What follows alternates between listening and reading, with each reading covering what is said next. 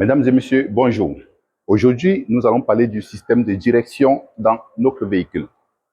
Comment est-ce que l'utilisateur de la voiture ressent facilement s'il a un problème au niveau de la direction? La première des choses, c'est lorsque nous tournons le volant de notre voiture d'un côté et qu'on le lâche, en avançant, le volant revient automatiquement au centre.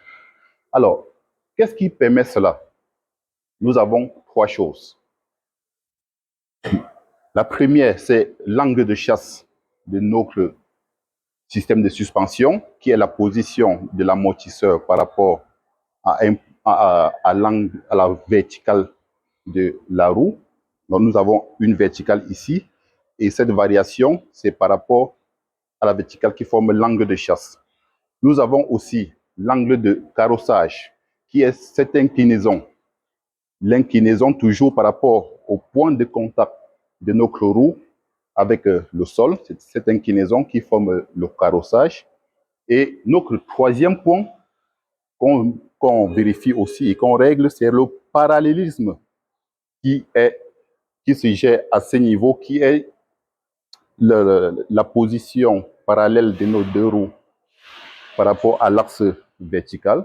Donc, ces trois angles assurent une bonne tenue de route à notre véhicule.